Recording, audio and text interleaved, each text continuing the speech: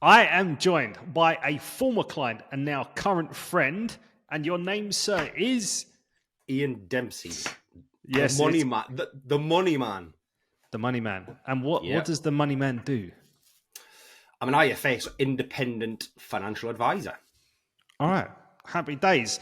And we recently caught up because we have catch-up calls every now and then. And you tell me what you told me about the speaking gig that you recently had. And this is, at the time of filming this, we spoke, was it just a few days ago? Yeah, awesome. So yeah, I'd be for a speaking gig. So I'm involved with a charity, a men's mental health charity outside of what I do. We were asked by Aviva, one of the biggest insurance company in the UK, to go and give a little talk about mental health. And like all of the stuff that we done, the training, the coaching, the just all kind of just clicked. Like I got on stage and it was really, really powerful. The guy who set up the charity, Dan, our CEO, stood up and did his bit for like 10 minutes, came off to a round of applause. I stood up and did my bit. And what I was amazed at, you kind of like, when you've done presentations in the past, you expect like a few people to be paying attention. I felt like everybody was paying attention. So whenever I looked around the room and I'm like scanning it, like all eyes were on me, and then walked off to a round of applause, and everybody after was like, that was phenomenal, well done. Honestly, like no feeling like it, but the nerves beforehand were real. But I think that was a good thing, to be honest with you, because I just felt it's like one of those, whenever you have a job interview that you really want, you get a little bit of nerves, don't you? Or you're kind of doing something that you're really passionate about. Sometimes you get that little kind of butterflies in your stomach. But yeah, I Yeah. loved it. Really, really enjoyed it. I just need to figure out how to deal with those nerves a little bit more. And I've got the bug. I want to do more of them. Like the more I can do with them, the better. Like the only way I'm going to improve that stuff is to just do more of it. Absolutely. And at the time of shooting this right now, having this conversation, how long ago did we work together? Was it a year and a half ago? Was Oh, it? mate. It might have even been a bit longer, Like I was trying to think of that before I kind of came on and figure out when it was, because the reason I came across you was because I just started dabbling with videos on social media, and you kind of sent me this amazing pitch on LinkedIn, and I'm not a fan of in fact, let's reframe that. I hate pictures like on social media, because we get pitch slapped all the time, don't we? Get like all the Yeah, of time. course. So But what you're what was different about my one then? the whole thing, mate, because I put me first. I've been doing videos for a while, but I felt like they were okay, and you messaged and just said, "Hi Ian, I'm Steve, not sure if up with it." Like really chatty, as if we were just having a conversation in a pub, and you were like, "Do you mind if I critique one of your videos for you?" And I was like, "I like the sound of that." And like the energy that came across initially was like, "Yes, absolutely, I love this." And then I said, "Yeah," and within an hour, you had a critique across, pulled one of these videos to bits, and said, "You could do this, you can do that, can you do that?" And by the end of that, and me going through it all, there was no way that we weren't going to work together. It was just, I mean, blood smoke up your backside here, mate. But honestly, it was so good, and it just opened my eyes to how much better video could be, and how much better I could be at speaking. Okay, good. So what specifically opened your eyes while you were watching that feedback video? Can you remember? It was the detail and the little changes.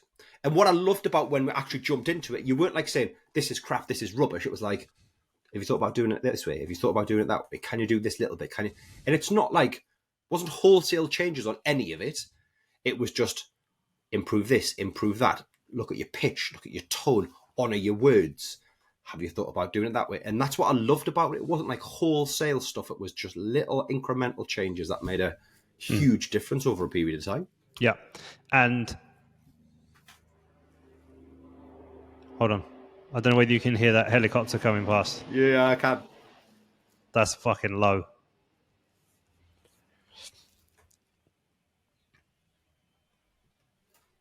Okay.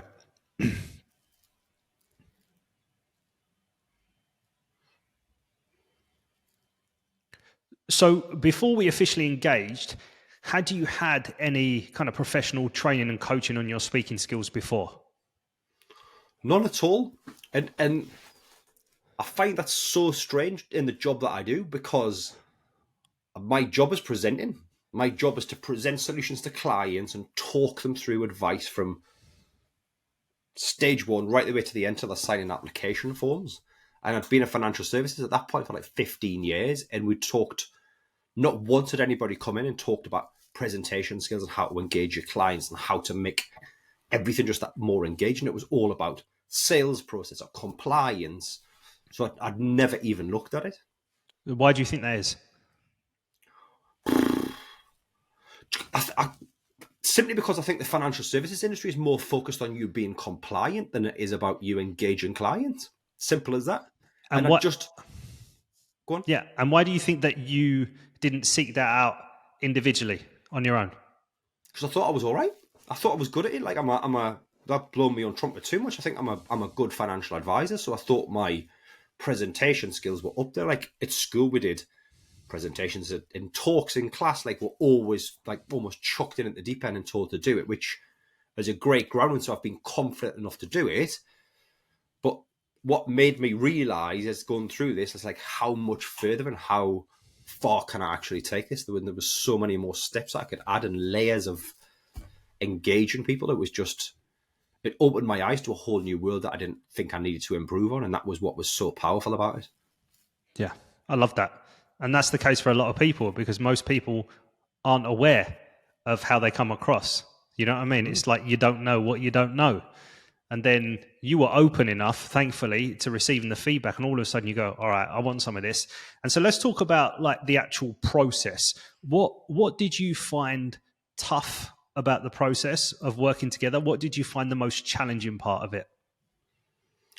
Honouring the words was a big one for me. I even as we were kind of going through it and you were coaching me around it and honouring the words, it took me a while to get it. Like even after that session, and I could feel that from you, like it was taking a while for me to get it. But like over time, it's gradually just built and built and built over a period of time. And I think the big overall thing I could probably say is I can now watch my videos on social media without cringing. And previously when I'd done it, like not many people can listen to the sound of their own voice and think, actually, I can listen to that now. And I was one of them. Like I did those videos and put them out there and thought, and there was one thing that you said, I can't remember what it is, but it was along the lines of like, when you record this stuff and you do these videos, don't just think, that's okay, that's it, and send it out. Because that's what I was doing. I was like, that'll be fine, don't worry about it, send it out.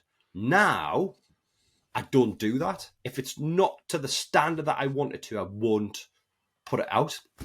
I've kind of added editing skills, but that's something else on top of this. But it's about making it really impactful and having that impact in that video, because otherwise it's just noise and you talking to like somebody. It's not even talking like someone in the pub, because that just free flows and you naturally have that pitch and tone and all the rest of it, don't you? But yeah, it just made such a difference. And now I can watch those videos back and I don't cringe. I'm critical of them, which is something, again, that you told me to kind of taught me, was to look at these stuff and find ways to improve. And if you watch a video, what can you improve on? What could be better? What would make that even more impactful the next time? So it's a big learning curve, and it's forever ongoing, isn't it? And I think the important thing you said there for the person watching this is that you're analyzing the video. You're not going, oh, this is shit, or I look like this, or I sound like an idiot. Or you're assessing it technically, and how can you improve it from there? And that's the important part that now you have the ability to do, and you continually do as well.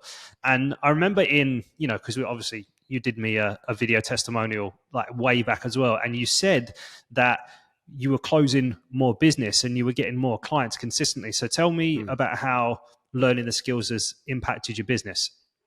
Oh, huge. Like, I mean, from start to finish. So like the social media stuff, I get a lot of my clients from social media. So the video side of things, I've just completely embraced that and jumped all in with it. Now it's kind of like getting that from maybe level 1 to level 10 and kind of building from that. But then presenting back to clients, like as financial advisors, a lot of the stuff we present back to clients is repetitive. It's not massively interesting. It's not particularly engaging. That's just how it is. But I've engaged those clients much more than I ever have done previously. And that has made such a big difference because they pay attention. Like you can tell when somebody's paying attention and listening or somebody's just there. You know what I mean? Like it feels now like they're engaged in the process, they're listening to those presentations. And let's be honest, it's really technical at times.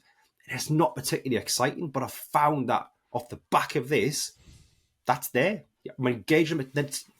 Look, you're never going to watch that like you watch your favorite TV program, right? You're never going to be really invested in watching that stuff and kind of engaging with me. But there's more interest there than there was previously. And that's made a massive difference because clients are engaged, they carry on.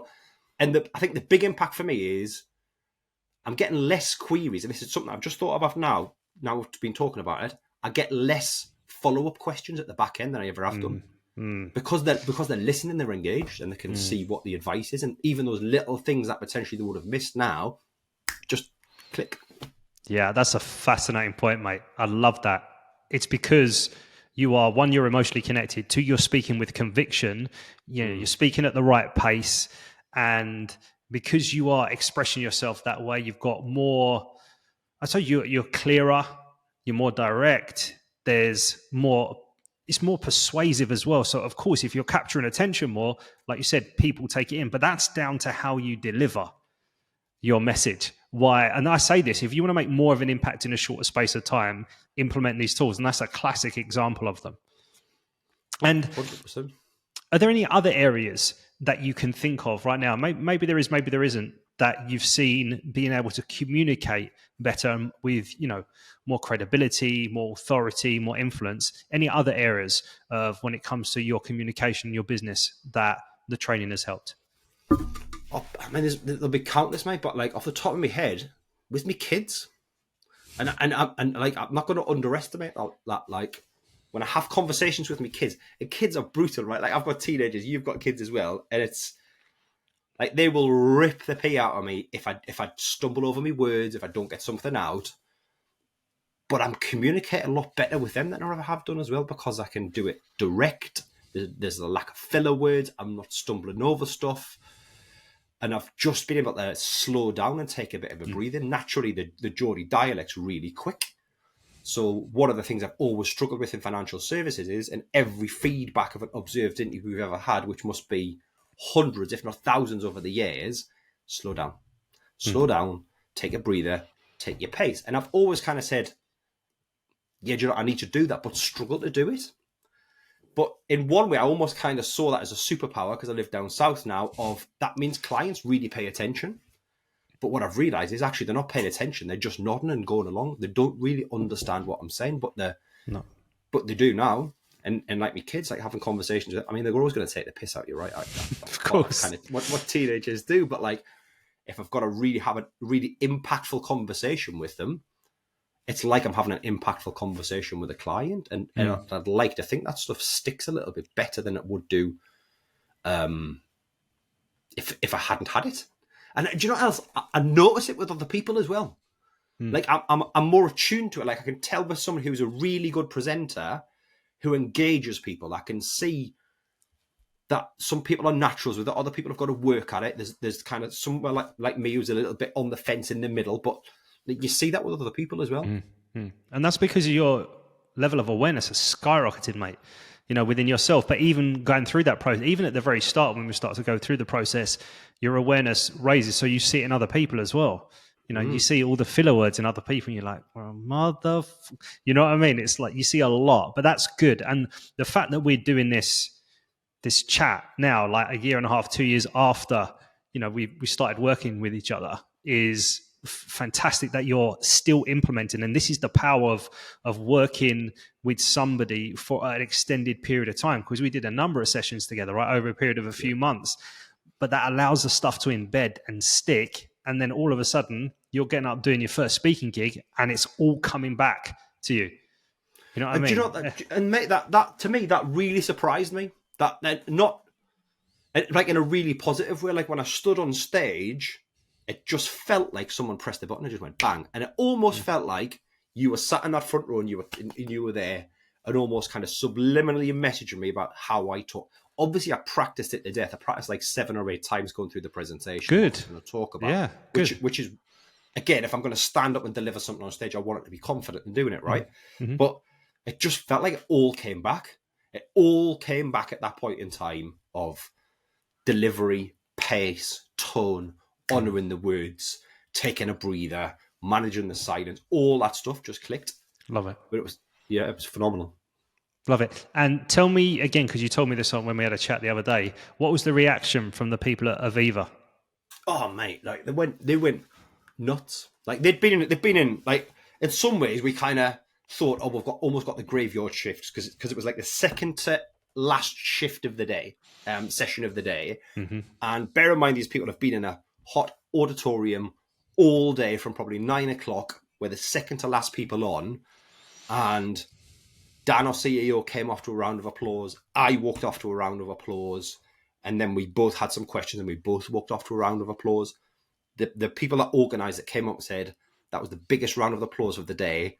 And it was one of those things where we looked around the room and everybody was just clapping. It was so impactful and powerful. And it was rehearsed, but it was human. There was a real element to it. And that was really important. Yeah, that's important for sure. And I remember you saying to me is that, didn't they say to you that, what do you want? What support do you need? We're here.